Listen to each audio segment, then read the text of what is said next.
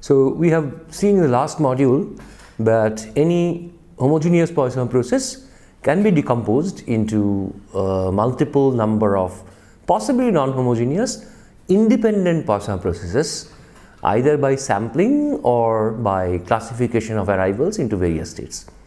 So what we are going to do is we are going to see how this idea or this mechanism can be used in many different applications. We will see some queuing applications, and then towards the end we'll also define what is meant by a compound Poisson process.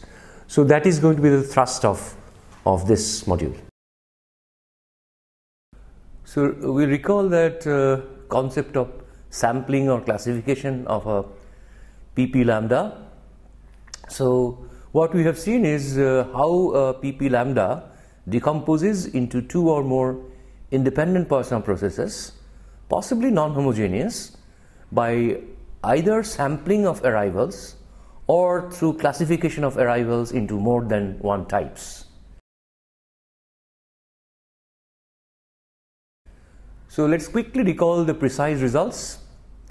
First, sampling of arrivals. So let nt t greater than or equal to 0 be a PP lambda. Suppose an arrival at time s is sampled or recorded with probability ps, and of course not sampled with probability qs, which is 1 minus ps, independently of all other arrivals. So the probability only depends, sampling or non-sampling depends only on the time of that arrival, but not, so it's independent of all other arrivals. So if you denote n1t and n2t to be the number of arrivals up to and including time t that are sampled and not sampled respectively. So n1t is those which are sampled and n2t are those which are not sampled. Then of course n1t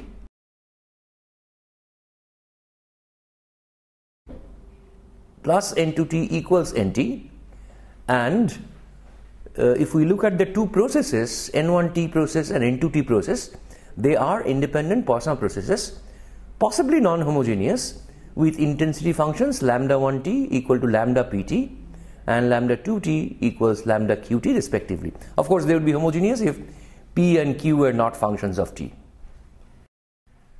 So that's the decomposition through sampling of arrivals. The other decomposition is through classification of arrivals, which is a sort of a generalization. So again, let nt be a pp lambda. Suppose an arrival at time s is classified into k greater than or equal to 2 different types with probabilities p1s etc. up to pks. So once again these probabilities depend on the time of the arrival. For 1 less than or equal to I less than or equal to k, let nit denote the number of arrivals up to time t that are classified as type I. Then of course n1 nt is going to be sum of n1t etc. up to nkt, and that will be true for every t. And if you look at the processes n1t etc. process nkt, they would be independent Poisson processes, again possibly non-homogeneous, with respective intensity functions. Lambda 1t is lambda p1t etc. lambda kt is lambda pkt. Notice that they would be actually homogeneous if p1, p2, pk were free of t, they didn't depend on t, they were constants. Okay, so this is something that we have seen already. So what we are going to do now is we are going to see some applications of these results. Okay, so let's start with the first application, which is infinite server Poisson queue.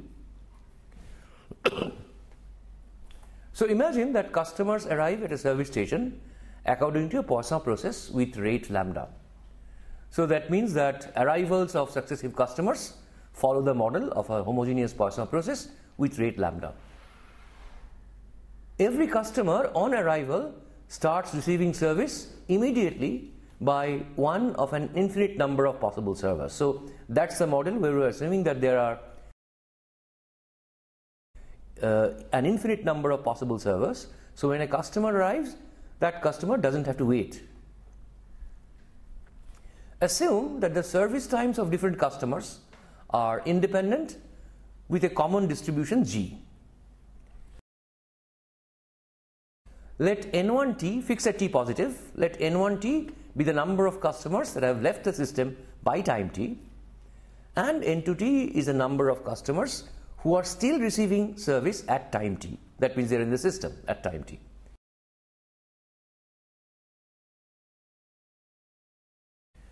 What we're interested in is the joint distribution of N1T and N2T, these random variables. Well, we apply the results that we have just stated. So customers arriving before time T are going to be classified in two types. Call the customer of type 1 if the service is completed by time T, and call the customer of type 2 if the customer is still receiving service at time T. So clearly N1T is the number of customers of type 1 and N2T is the number of customers of type 2 up to time T. Okay, now let's see what's the probability of a customer arriving at a time being of type 1 or type 2. Now it's clear that the customer arriving at time S less than or T starts receiving service immediately. So that's our model, and is therefore of type 1 if and only if the service time needed by that customer is no more than T minus S. Because if the customer arrives at time S, that customer starts receiving service immediately. So if the service time needed by that customer is no more than T minus S, that means that customer is out of the system by time T. Since service times of different customers are independent with common distribution G, it follows that a customer arriving at time S is of type 1 with probability PS equal to G of T minus S. Remember, G is the distribution of the service times. So the probability that the service time required by that customer is no more than T minus S is G of T minus S, and this is independent of all other customers. So therefore we are in a position to use the earlier results to conclude that N1T and N2T are independent Poisson random variables with parameters lambda into 0 to T GSDS, and the other one is lambda 0 to T integral 1 minus GSDS respectively. So that's a first application. Next we want to go at a very, very important application in queuing theory. This is a very important quantity in queuing theory. So it's called busy period. We are only going to look at the model when there is a single server. For applications, one can actually complicate the models by considering multiple servers. But let's consider this problem in a single server queue. That's already complicated enough. So consider a single server queue. That means in a service station there is only one server, and customers arrive according to a Poisson process with rate lambda as in the previous model also. Then let's assume that the successive service times are independent with a common distribution G. And what's the model? Also, service times are independent of the arrival process. As usual, if a new arrival finds the server free, that means no customers are waiting at that point of time when a new customer arrives, then the customer starts getting service immediately. Otherwise, the customer waits in a queue because there is only single server. So if the server is busy, then the customer waits in a queue until the server is free. So we would be interested in the busy period of the service station. So here is a precise definition. Imagine that a new customer finds the server free. At some point of time, a new customer arrives and finds the server free, so that this customer starts receiving service immediately. We would say that a busy period begins at that point of time. We would call this as time 0. This busy period ends when once again there are no customers waiting for service. So what's happening is this particular customer who starts the busy period, while he or she is receiving service, if there are new customers arriving at the service station, then those customers keep on waiting, and the moment the initiating customer service is over, the next in line comes and starts getting service, and so on and so forth. So the busy period continues until such time when, for the first time, there are no customers waiting for service. Okay? So we would find a formula for the distribution of the lengths of busy period, and you can understand why it could be a very important quantity in queuing theory. Okay. Notation: for n greater than or equal to 1, let Gn denote the distribution of the sum of n independent random variables with common distribution G. Remember, G was assumed to be the distribution of the service times of different customers, and the service times of different customers were assumed to be independent. So therefore, Gn really represents the distribution of the total service time needed to serve n customers consecutively. Of course, G1 is G. By definition, a busy period starts with a new arrival that finds the server free. Let S1 less than S2, etc., denote the times of the subsequent arrivals. So a new arrival finds the server free, busy period starts, and then this particular service continues, there are going to be newer arrivals. So let the times of these subsequent arrivals after this arrival be denoted by S1 less than S2, etc. So the time starts from the time when this new arrival starts the busy period. Also let Y1, Y2, etc. denote the successive service times, including the service time of the customer who initiates the busy period.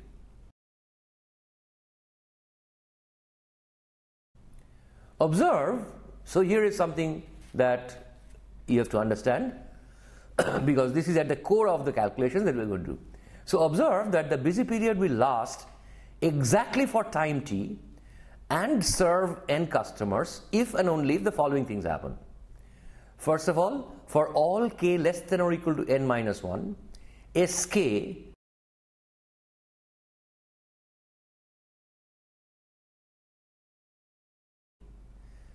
must be less than or equal to y1 plus y2 plus etc. yk.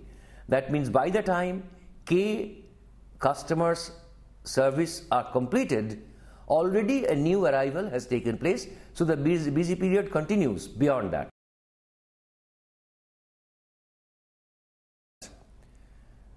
And y1 plus etc. yn, that is the total of service times of n consecutive customers is t, and there are exactly n minus 1 arrivals during time open 0 to open t. Okay. So you can convince yourself, if you have understood the definition of busy period, you can convince yourself that these three things must happen in order for a busy period to last exactly for time t and serve n customers. Okay. So let's denote Z to be the length of the busy period and X to be the number of customers served during the busy period. So what we have seen, just stated just above, is that the event Z equal to T and X equal to N happens if and only if these three conditions happen. Okay. So now we are going to use a heuristic reasoning, sort of interpreting densities as if they were probabilities, and we all know that they are really not, but all of these can be made rigorous. Okay. So with that understanding, let's start.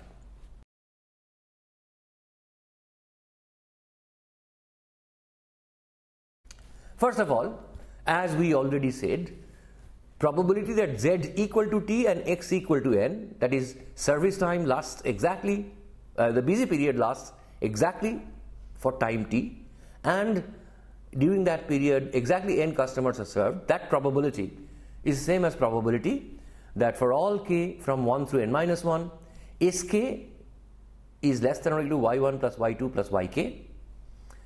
The sum of the first n y's is t, and there are exactly n minus 1 arrivals during open 0 to open t.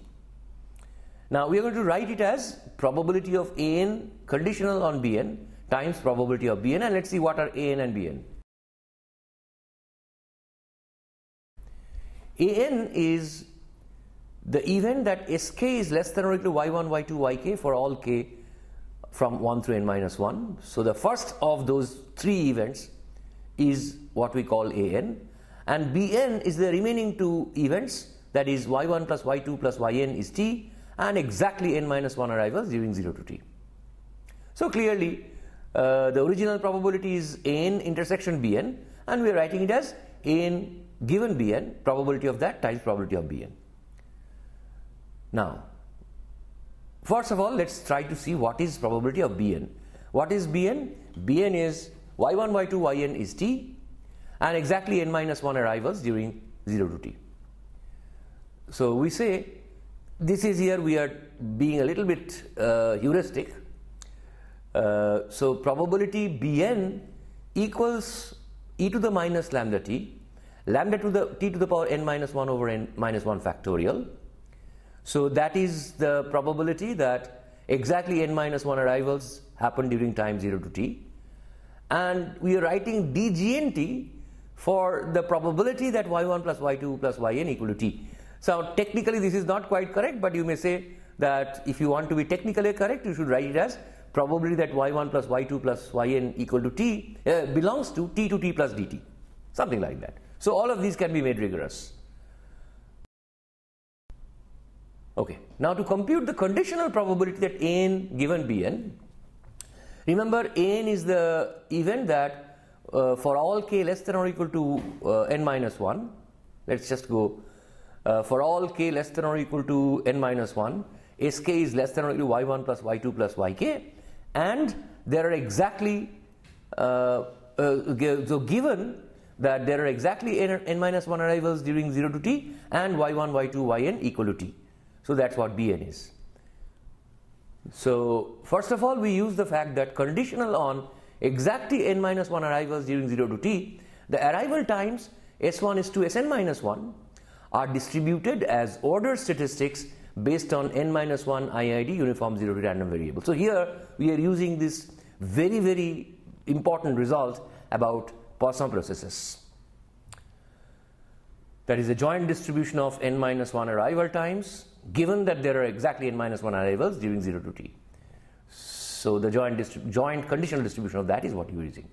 Using this, and the fact that on the other hand, the service times that the y random variables are independent of the s random variables, what we get is probability that an given bn is nothing but probability that u bracket k is less than or equal to y1 plus y2 plus yk for all k less than or equal to n minus 1 given y1, y2, yn equal to t.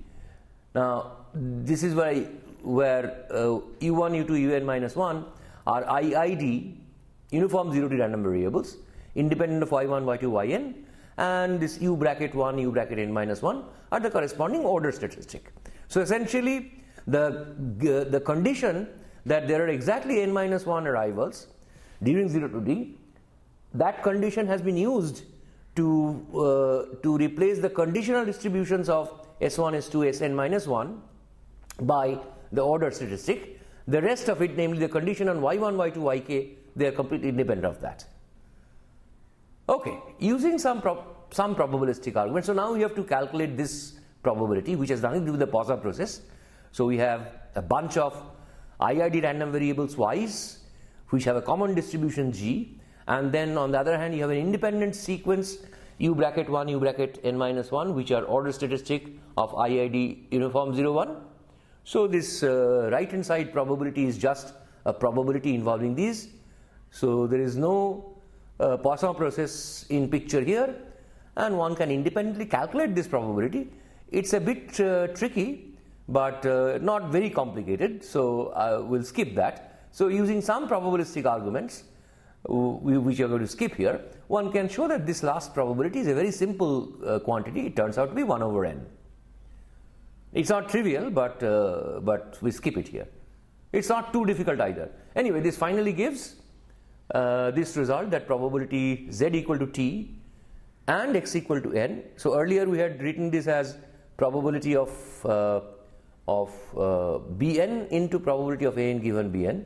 Probability of bn we earlier wrote down, and multiply that with this probability 1 over n, which is a probability that an given bn. So doing that and simplifying, this is what you get. But again, remember that this is slightly non-rigorous, because we shouldn't be writing z equal to t, we should be writing z belongs to t plus delta t.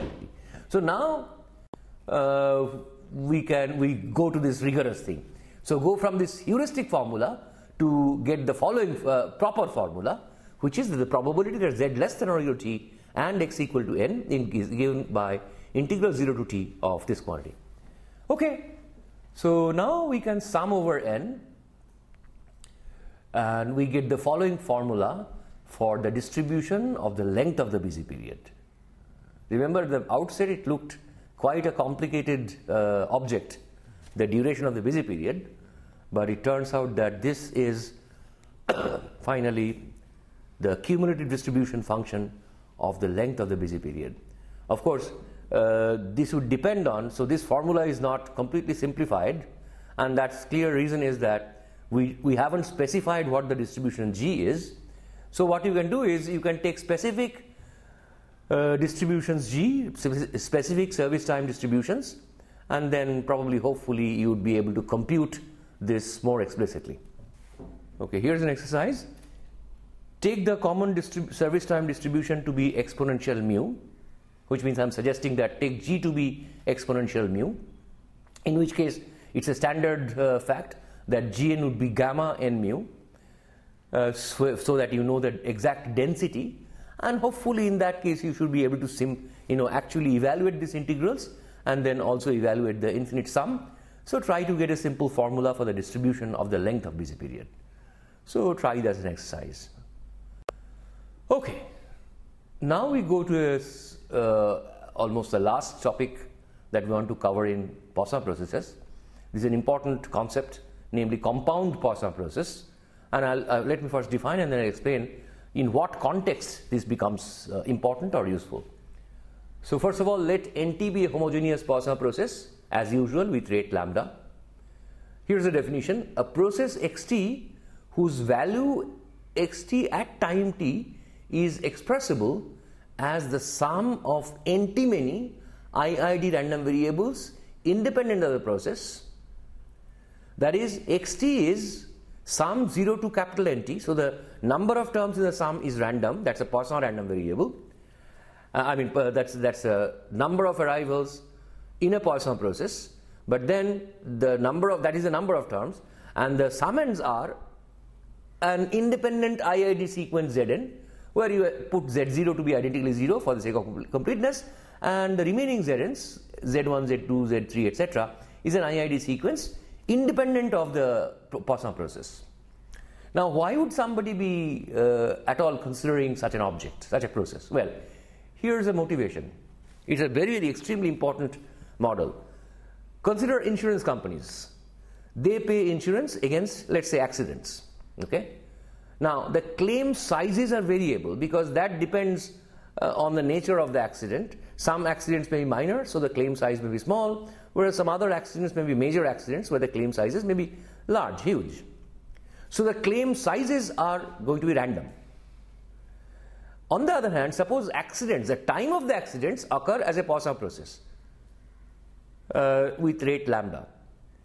So what happens is, for the successive occurrence of accidents, the claim sizes are going to be IID random variables, Z1, Z2, etc. So at the time when the first accident occurs, the claim size is going to be random, say call it Z1, independent of the time of the accident.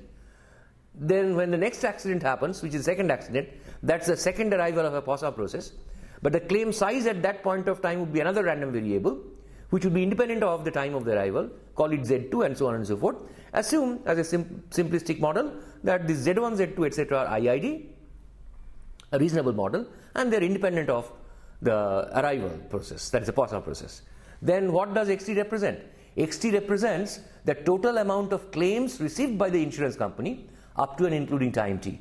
And you can understand why this is an important quantity, because this is the quantity that the insurance company would look at to decide what should be the premium that they should charge you. Okay, we won't do much mathematics with this, but a few things. One about the distribution. So to get the distribution, you can condition on NT, because see, XT has two random things in it. One is the number of zi's to be added, that's a random number, namely nt, and then the zi's themselves are random. So you can find this probability that xt belongs to A by conditioning on nt and then taking the average. So that's the formula that you get.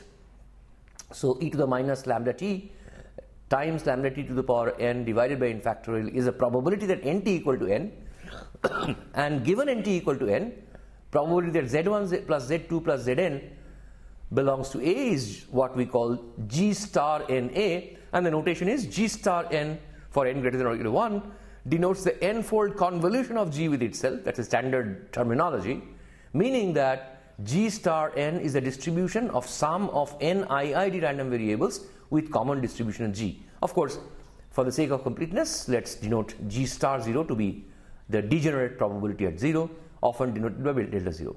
So we'll just end with a few comments or properties of x. So suppose z has a finite moment generating function phi in an open interval containing 0. So the distribution of z is like that. Of course, you all know that this condition of having a finite MGF in an open interval containing 0 means all moments are finite and the moments determine the distribution. Let's assume that the mu is the mean of common mean of the z's, mu is EZ1, and sigma square is a common variance. Then xt has the following MGF. Again, you can get it by conditioning on nt. So by definition of MGF, moment generating function, the moment generating function of xt at a value at alpha is expectation of e to the power alpha xt. Then you can see this algebra. That's a very standard algebra. So first condition on nt and then take the weighted average with respect to the probability of nt being equal to k. So you finally get the formula for the moment generating function of xt to be e to the power lambda t alpha into phi alpha minus 1, where remember phi is the common MGF of the z's. So from this you can, if you are interested, you can calculate, once you have calculated the moment generating function of x by taking its successive derivatives at 0, you can calculate its expected value, variance and whatnot, other moments also. And just to mention a few, the mean of xt turns out to be lambda t mu, which is not surprising because lambda t is the expected number of occurrences, arrivals up to time t, and mu is the expected value of each zi. So when you take the expected value of nt many sum of nt many z's, this is what you expect to get. Similarly, you get variance to be lambda t sigma square. So as we said in the beginning, we started with briefly recalling the decomposition of a homogeneous Poisson process into a bunch of independent Poisson, probably non-homogeneous processes. We recalled that idea, and then we saw how this idea can be used in applications. Particularly, we saw two queuing applications. One was when we had an infinite server queue, we saw an application there, and then more interestingly, we saw an application in a single server queue with Poisson arrival and arbitrary service time distribution. We were able to actually calculate by using this idea and another important fact that we've seen before, namely the conditional joint distribution of arrival times given the total number of arrivals up to time t. So using all these ideas, we obtained finally an expression for the duration of a busy period in this situation. And then at the end, we briefly introduced what is known as compound Poisson processes. We gave a brief motivation of the kind of situation where these things are applied and briefly mentioned some of the properties. So this basically ends our discussion on Poisson processes. But of course, there is a lot more to be learned, particularly in terms of applications. There are a lot more. And another thing that I want to mention is that there is this notion of Poisson process also in higher dimensions. Of course, we didn't have a chance to get into that.